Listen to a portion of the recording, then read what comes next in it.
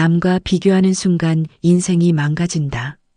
누군가의 소셜미디어를 보다가 갑자기 기분이 가라앉은 적이 있으신가요? 분명 아까까지만 해도 나쁘지 않은 하루였는데 친구가 올린 여행 사진 하나, 동창이 올린 승진 소식 하나에 갑자기 내 삶이 초라하게 느껴지는 그 순간. 그게 바로 비교가 시작되는 순간입니다. 비교는 조용히 찾아옵니다. 천천히, 아주 자연스럽게, 아무도 모르게 스며들어서 당신의 하루를 망치고 당신의 자존감을 갉아먹고 나중에는 당신이 무엇을 원하는지조차 잊게 만들어버립니다. 오늘 이 이야기를 꺼내는 이유는 하나입니다. 비교가 단순히 기분을 나쁘게 만드는 수준을 넘어서 실제로 한 사람의 인생 방향 자체를 바꿔버린다는 사실을 제대로 들여다보고 싶기 때문입니다. 어릴 때부터 우리는 비교 속에서 자랐습니다. 옆집 아이가 공부를 잘한다. 친척 형이 좋은 대학을 갔다. 같은 반 아이가 피아노를 잘 친다. 부모님도 선생님도 심지어 친구들도 끊임없이 누군가를 기준으로 우리를 평가했습니다.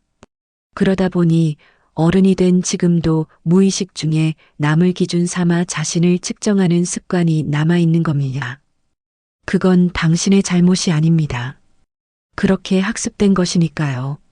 하지만 문제는 이 습관을 어른이 되어서도 그대로 유지하면 어떤 일이 벌어지냐는 겁니다. 그냥 기분이 좀 나빠지는 정도로 끝나지 않습니다.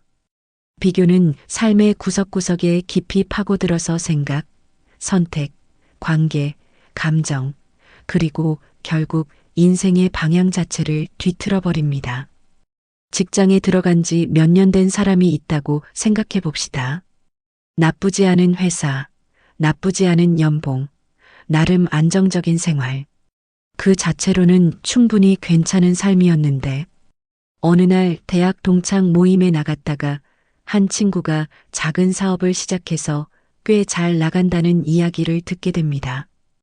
그 자리에서는 그냥 웃으며 잘 됐네 한마디 했지만 집에 돌아오는 길에 내내 머릿속에서 그 친구 얼굴이 맴돌고 자기 전에 그 친구 회사 이름을 검색해보고 내가 왜 이러고 있나 하는 생각이 떠오르기 시작합니다. 그 다음 날부터 출근길이 달라집니다. 어제까지는 그냥 출근이었는데 오늘은 패배자의 출근처럼 느껴집니다. 똑같은 사무실, 똑같은 책상, 똑같은 업무인데 하루아침에 다 시시하고 초라해 보이는 겁니다. 아무것도 바뀐 게 없는데 내 기분과 태도가 완전히 바뀌어 버린 거죠. 이게 바로 비교가 하는 일입니다. 비교는 현재를 망가뜨립니다. 어제까지 만족스러웠던 것들이 갑자기 부족해 보이게 만들고 어제까지 잘하고 있다고 생각했던 것들이 한순간에 아무것도 아닌 것처럼 느껴지게 만듭니다. 그리고 그 감각이 계속되면 사람은 점점 지쳐갑니다. 뭔가를 시작하기가 두려워집니다. 어차피 저 사람만큼은 못하겠지 하는 생각이 앞서니까요. 비교가 행동력 자체를 빼앗아가는 겁니다. 그리고 더 무서운 건 그 다음입니다. 비교는 욕망의 방향을 바꿔버립니다. 원래 내가 원했던 게 뭔지 잊게 만드는 겁니다. 글 쓰는 걸 좋아하는 사람의 이야기를 해드리겠습니다. 어릴 때부터 일기를 썼고 혼자 이야기를 만들고 언젠가 책을 써보고 싶다는 꿈이 있었습니다. 그 사람은 글쓰기로 밥벌이가 안 된다는 걸 알면서도 퇴근 후에 틈틈이 노트에 글을 썼습니다. 그게 행복했으니까요. 그런데 어느 순간부터 주변에서 유튜브 하는 사람, 스타트업 창업한 사람, 투자로 돈 번 사람들 이야기가 들리기 시작했습니다. 나는 퇴근하고 노트에 글이나 쓰고 있고 저 사람은 유튜브 구독자가 몇만 명이고 저 사람은 투자로 꽤 짭짤한 수익을 올리고 있다는데 이런 생각이 쌓이기 시작하면서 그 사람은 슬슬 노트를 덜 꺼내게 됩니다. 주식 공부를 해봐야 하나, 유튜브를 시작해봐야 하나 하는 불안이 원래 자기가 좋아하던 것을 밀어내버립니다. 1년이 지나고 2년이 지납니다. 그 사람의 노트는 서랍 깊숙이 들어갔습니다. 그러면서 문득 이런 생각이 듭니다. 나 요즘 왜 이렇게 재미없지? 비교가 너무 조용히 들어왔기 때문에 그 이유를 찾기가 어렵습니다. 자기가 좋아하던 걸 스스로 포기했다는 사실조차 인식하지 못하는 사이에 그렇게 된 겁니다. 이 이야기가 특별한 사람의 이야기처럼 들리지 않을 겁니다. 이런 패턴은 생각보다 훨씬 많은 사람에게 훨씬 자주 일어나고 있기 때문입니다. 소셜미디어가 생긴 이후로 비교의 속도는 훨씬 빨라졌습니다. 예전에는 같은 동네, 같은 직장, 같은 학교 정도가 비교의 반경이었습니다. 근데 지금은 소셜미디어를 열면 전 세계 수십억 명의 하이라이트가 내 눈앞에 펼쳐집니다. 누군가의 멋진 해외여행, 누군가의 럭셔리한 일상, 누군가의 눈부신 성취, 이걸 매일매일 보는 겁니다. 그리고 우리가 놓치는 게 있습니다. 그 사람들이 올리는 건 자기 삶의 가장 빛나는 순간만입니다. 힘든 날, 지쳐서 멍하니 있는 날, 통장이 텅 빈 날은 올리지 않습니다. 우리는 그 사람의 하이라이트를 보면서 나의 평범한 일상 전체와 비교하는 겁니다. 이건 공정한 비교가 아닙니다. 그런데도 뇌는 그 불공정한 비교를 사실처럼 받아들이고 상처를 만들어냅니다. 인간의 뇌는 원래 주변 환경과 자신을 비교하도록 설계되어 있습니다.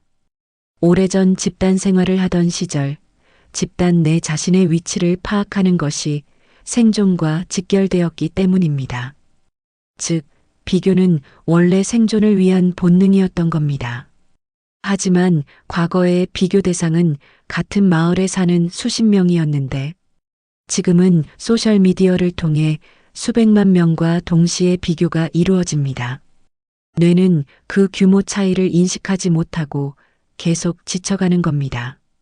이게 현대인의 불안과 우울의 상당 부분을 차지한다는 연구 결과들이 계속 나오고 있습니다. 비교가 인간관계에 미치는 영향도 이야기해야 합니다. 친구의 성공 소식에 진심으로 축하해주기 어려웠던 경험이 있으신가요? 분명 좋은 친구인데 왠지 축하 메시지를 보내고 나서 기분이 씁쓸한 경험.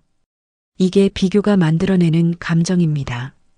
이 씁쓸함이 지속되면 점점 그 친구를 만나기가 부담스러워집니다.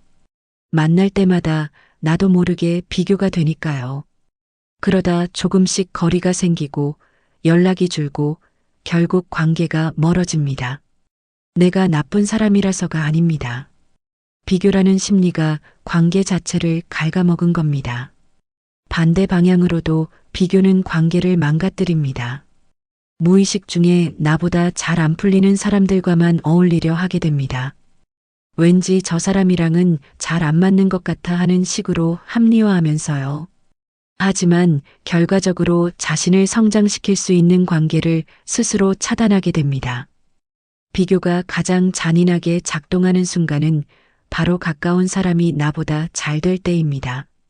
나와 비슷한 출발선에 있었다고 생각했던 사람이, 같이 힘들었던 사람이 나보다 앞서 나가는 걸 목격할 때, 그건 단순한 부러움이 아닙니다. 내 자존감에 직접적인 타격이 옵니다. 우리 비슷했잖아, 같이 시작했잖아, 라는 생각이 들수록 그 격차가 훨씬 크게 느껴집니다. 이 날카로움은 오래갑니다. 며칠 때로는 몇 달씩 그 비교가 마음속에서 반복됩니다. 이 흔적이 쌓이면 나는 원래 이 정도야, 어차피 안 돼라는 생각이 무의식에 자리 잡기 시작합니다. 사람은 자신이 믿는 대로 행동하기 때문에 이 생각이 자리 잡으면 실제로 그렇게 됩니다. 비교가 감정의 문제를 넘어 실제 삶의 궤적을 바꿔버리는 겁니다.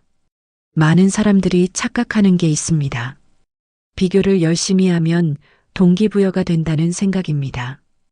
단기적으로는 효과가 있습니다. 하지만 비교에서 오는 동기는 기반이 불안정합니다. 저 사람이 잘 되면 다시 무너지고 또 다른 비교 대상이 나타나면 다시 흔들립니다. 이런 동기는 롤러코스터처럼 오르내립니다. 반면 어제의 나와 오늘의 나를 비교하는 데서 오는 동기는 훨씬 안정적입니다. 이 감각은 남이 어떻게 되든 흔들리지 않습니다. 내 안에서 만들어지는 에너지이기 때문에 장기적으로 훨씬 강합니다.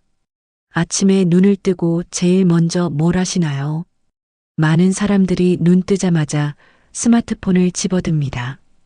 이 짧은 몇 분 사이에 뇌는 이미 수십 개의 비교를 합니다. 저 사람은 새벽 5시에 운동을 했구나. 저 사람은 여행을 또 갔네. 이걸 보면서 아직 밥도 못 먹고 핸드폰이나 보고 있다는 감각이 스며듭니다.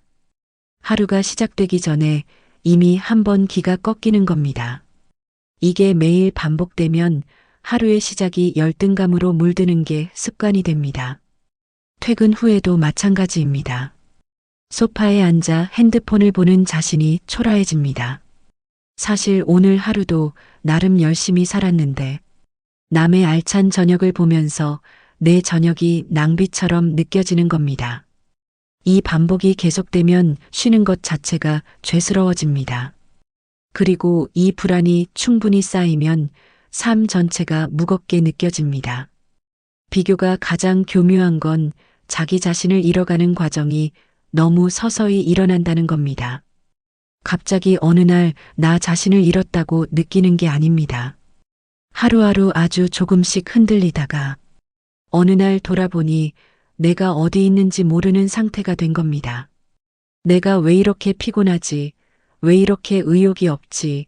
왜 이렇게 불안하지 하면서 그 원인을 다른 데서 찾고 있는 동안 정작 비교라는 조용한 저기 안에서 천천히 무언가를 갉아먹고 있는 겁니다. 그렇다면 어떻게 비교에서 벗어날 수 있을까요? 비교는 본능이기 때문에 하지 않겠다고 결심한다고 해서 멈춰지는 게 아닙니다. 구조적인 접근이 필요합니다. 첫 번째, 소셜미디어와 의도적으로 거리를 두는 연습을 해야 합니다. 완전히 끊으라는 게 아닙니다. 아침에 눈 뜨자마자 소셜미디어를 여는 습관이 있다면 그것부터 바꿔보세요. 아침 첫 1시간만큼은 남의 하이라이트를 보지 않고 내 하루를 시작하는 겁니다. 일주일만 해보면 아침이 훨씬 가벼워진다는 걸 느끼게 됩니다. 두 번째, 내가 진짜 원하는 게 뭔지를 주기적으로 확인하는 시간이 필요합니다. 지금 내가 하고 있는 것들 중 어떤 게 내가 원해서 하는 건지, 어떤 게 남의 기준에 맞추려는 건지를 구분해 보는 겁니다. 노트에 이렇게 적어보는 것도 좋습니다. 내가 지금 하는 이것을 남들이 아무도 알아주지 않아도 계속할 것인가? 이 질문 하나가 생각보다 많은 걸 정리해 줍니다. 세 번째, 비교의 감정이 올라올 때 그걸 억누르려 하지 말고 인식하는 연습을 해야 합니다. 아, 지금 내가 비교하고 있구나 하고 알아채는 것만으로도 감정의 힘이 반으로 줄어듭니다. 인식이 시작되면 선택이 생깁니다. 이 감정에 휘둘릴 것인지 그냥 흘려보낼 것인지를 선택할 수 있게 됩니다. 네 번째, 비교의 방향을 바꾸는 겁니다. 남과 나를 비교하는 것을 어제의 나와 오늘의 나를 비교하는 것으로 전환하는 겁니다. 어제보다 물 한 컵 더 마셨다. 어제보다 화를 조금 덜 냈다. 이런 작은 것들도 비교의 대상이 될 수 있습니다. 이 비교는 나를 무너뜨리지 않습니다. 오히려 나를 세웁니다. 중년을 넘어서 처음으로 비교에서 벗어났다는 사람들은 대부분 어떤 계기가 있었습니다. 건강이 갑자기 안 좋아졌다거나 가까운 사람을 잃었다거나 그런 순간에 비로소 멈추게 됩니다. 그리고 멈춰서 보면 그동안 내가 정작 뭘 원했는지를 오랫동안 잊고 살았다는 걸 알게 됩니다. 이런 계기가 생기기 전에 먼저 그 감각을 찾을 수 있다면 얼마나 좋겠습니까? 그러려면 지금 이 순간 스스로에게 물어보는 게 필요합니다. 나는 지금 내가 원해서 이 길을 가고 있는가? 아니면 누군가가 가고 있어서 나도 가야 할 것 같아서 가고 있는가? 이 질문에 대한 답이 쉽게 나오지 않는다면 그게 신호입니다. 비교가 이미 꽤 깊이 들어와 있다는 신호입니다. 비교에서 벗어난다는 게 성장을 포기하는 것처럼 느껴질 수 있습니다. 하지만 오히려 반대입니다. 남의 속도에 신경 쓰느라 쓰던 에너지를 고스란히 자신에게 쏟을 수 있게 됩니다. 한 분야에서 진짜 오래 살아남은 사람들을 보면 대부분 남의 속도에 별로 관심이 없습니다. 묵묵히 자기 길을 걸었던 사람들입니다. 그리고 어느 순간 돌아보면 아주 멀리 와 있습니다. 살면서 비교를 완전히 없애는 건 불가능합니다. 하지만 비교에 끌려다닐 것인지 비교를 내가 다룰 것인지는 선택할 수 있습니다. 당신의 인생은 당신의 속도로 가고 있습니다. 어떤 사람은 20대에 정상에 오르고 어떤 사람은 40대에 비로소 자기 길을 찾습니다. 각자의 삶에는 각자의 리듬이 있습니다.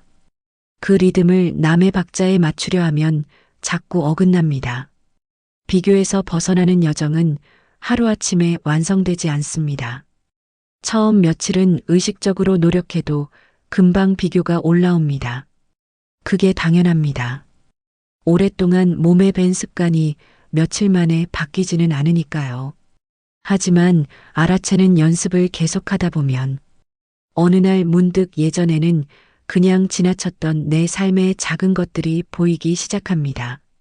아침 햇살이 창문으로 들어오는 것, 마시는 커피 한 잔의 온기. 비교에 빠져 있을 때는 이런 것들이 보이지 않습니다. 비교에서 벗어나면 현재가 보입니다. 그리고 현재가 보이면 삶이 달라집니다. 비교를 하는 자신을 자책하지 마세요. 비교가 올라왔구나 하고 알아채고 그 감정을 그냥 두세요. 억지로 좋게 바꾸려 하지 않아도 됩니다. 그냥 있다는 걸 알면 됩니다. 그리고 시간이 지나면 지나갑니다. 비교를 멈추는 순간 당신의 인생이 다시 당신의 것이 됩니다. 지금 이 순간 당신의 삶을 살아가고 있다는 사실만으로 이미 충분합니다. 당신이 오늘 살아온 방식, 지금까지 걸어온 길, 그것 자체가 이미 당신만의 이야기입니다. 비교는 그 충분함을 보지 못하게 가리는 안개입니다. 그 안개를 걷어내면 당신 앞에 펼쳐진 길이 보입니다. 그리고 그 길은 생각보다 훨씬 괜찮습니다. 그 길 위에 서 있는 당신도요. 비교가 일상에서 어떻게 쌓이는지 조금 더 구체적으로 들여다보겠습니다.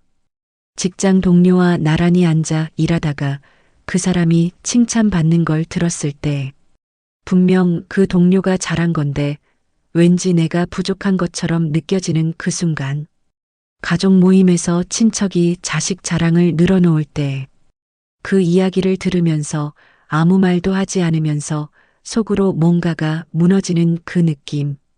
이게 다 비교입니다. 비교는 특별한 순간에만 찾아오는 게 아닙니다. 밥을 먹으면서도, 출근길 버스 안에서도, 잠들기 직전 침대에 누워서도, 틈만 나면 고개를 내밉니다. 비교가 가장 깊은 상처를 남기는 시간대가 있습니다. 바로 밤입니다. 낮에는 바쁘게 움직이다 보면 비교를 느낄 틈이 없습니다. 하지만 밤이 되고 조용해지면 낮 동안 스쳐 지나간 것들이 다시 떠오릅니다. 오늘 본 누군가의 소식, 오늘 지나치듯 봤던 소셜미디어 속 장면들. 그게 밤에 다시 재생되면서 나는 왜 그러지 못할까 하는 생각으로 이어집니다. 잠이 안 옵니다. 뒤척이면서 생각이 꼬리에 꼬리를 묻니다. 몸은 침대에 있었지만 뇌는 밤새 비교를 돌리고 있었던 겁니다. 이렇게 비교는 수면마저 망가뜨립니다. 수면이 망가지면 컨디션이 나빠지고, 컨디션이 나쁘면 예민해지고, 예민하면 비교에 더 쉽게 반응하게 됩니다.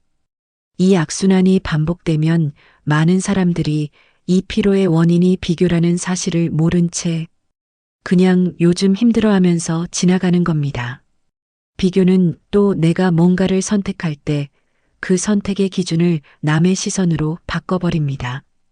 취미로 뭔가를 배워보고 싶을 때 진짜 내가 하고 싶은 걸 선택하는 게 아니라 이걸 하고 있다고 하면 사람들이 어떻게 볼까를 먼저 생각합니다.